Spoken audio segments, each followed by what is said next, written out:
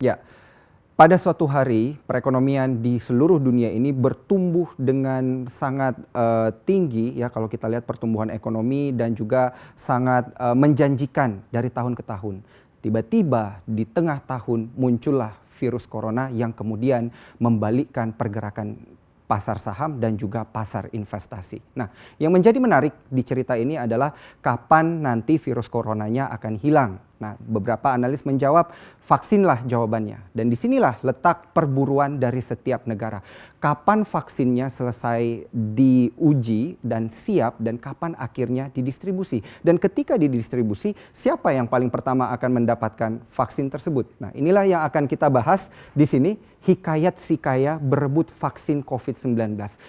Kalau negara-negara maju lebih duluan mendapatkannya, nanti Indonesia akan seperti apa? Nah, ini kita lihat dulu ceritanya di sini. Kandidat utama vaksin utama dunia yang dikatakan oleh WHO yang merupakan yang terdepan hingga saat ini. Ada 3, Moderna, AstraZeneca, dan juga Sinovac. Tentunya ini diwakili oleh negara-negara yang di belakangnya juga dikatakan negara maju. Negara yang kuat, Moderna dari Amerika Serikat, AstraZeneca dari Inggris, dan juga Sinovac dari China. Bio Farma dikatakan baru saja bekerja sama dengan Sinovac untuk kemudian kerjasama untuk uji klinis yang tahap ketiga. Apakah nanti akan berjalan lancar? Tentunya ini masih akan kita perlihatkan. Tetapi untuk Moderna dan AstraZeneca sendiri yang dikatakan akan memproduksi sekitar 1 miliar dosis vaksin di tahun 2021 karena memang dikatakan uji klinis tahap ketiganya sudah membuahkan hasil yang positif. Begitu juga dengan AstraZeneca di sini yang katanya akan memproduksi sekitar 2 miliar dosis vaksin di tahun 2021. Maka di 2021 nanti ada proyeksi sekitar 3 miliar vaksin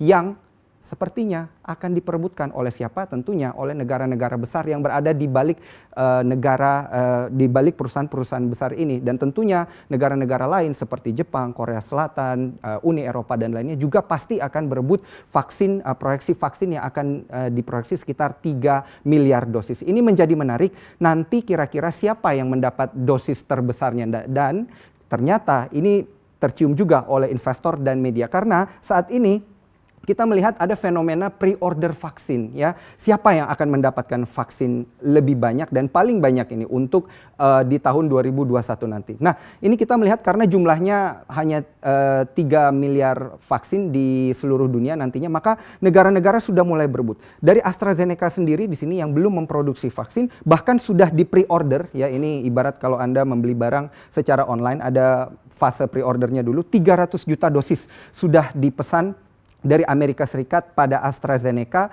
dan University of Oxford. Kemudian yang kedua, Inggris juga memesan 100 juta dosis dari perusahaan yang sama.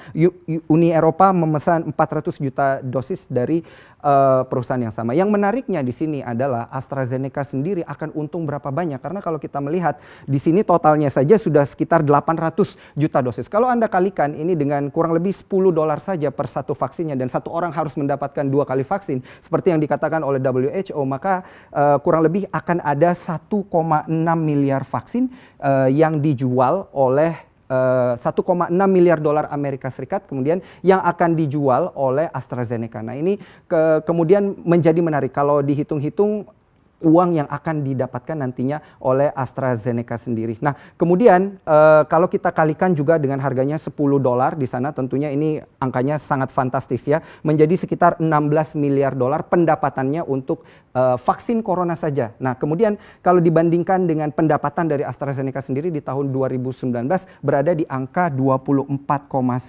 miliar dolar Amerika Serikat. Dengan memproduksi vaksin saja di sini yang dikalikan dengan harga $10 di sana, ini sudah bisa hampir menutupi seluruh pendapatan dari AstraZeneca di tahun 2019. Begitu juga dengan di Pfizer. Inggris sudah memesan 30 juta dosis dari Pfizer and BioNTech. Kemudian Inggris juga memesan pada Valneva di sini sebesar 60 juta dosis vaksin. Kalau kita lihat di sini memang sepertinya Inggris satu negara yang sudah memesan 190 juta secara total, Amerika 300 juta dan Uni Eropa berada di 400 juta. Nah, fokus daripada prioritas vaksin ini sebenarnya adalah untuk mereka yang merupakan pekerja kesehatan, lansia, usia muda dengan komorbiditas. Nah, tapi menjadi menarik lagi karena jumlahnya sangat terbatas. Apakah benar nantinya mereka dengan prioritas vaksin vaksin ini adalah mereka yang paling rentan yang bisa mendapatkan vaksin tersebut. Karena tentunya ini akan menjadi perebutan dari mereka yang kaya, yang punya duit alias orang kaya ya, yang kemudian bisa membayarkan lebih untuk mendapatkan vaksin di negara mereka. Nah, selanjutnya kita melihat bagaimana caranya untuk mengamankan vaksin yang 3 miliar ini kemudian bisa didapatkan juga untuk negara-negara yang rentan. Nah, kita lihat ada koalisi negara-negara di sini yang bergabung dan disebut dengan nama Gavi, kemudian membentuk satu lembaga yang dinamakan COVAX Facility. COVAX Facility ini katanya dibentuk untuk mengamankan sekitar 2 miliar dosis dan kemudian diberikan kepada 75 negara yang sudah menjadi aliansi, di mana sudah ada kerjasama dengan 90 negara yang berpenghasilan rendah di sini yang nantinya dikatakan akan menjadi prioritas daripada Gavi dan juga COVAX Facility untuk diberikan vaksin. Nah, apakah Indonesia menjadi salah satunya? Nanti akan kita perhatikan lebih lanjut. Kemudian keberhasilannya ini dikatakan juga bergantung pada dana. Nah, ini garis bawahnya di sini dana lagi, kembali lagi ya, ujung-ujungnya duit lagi. Seberapa banyak negara-negara yang dikatakan berpenghasilan rendah ini bisa mengamankan dananya untuk membeli vaksin dan kemudian membayarkan pre-order di akhir bulan Agustus 2020.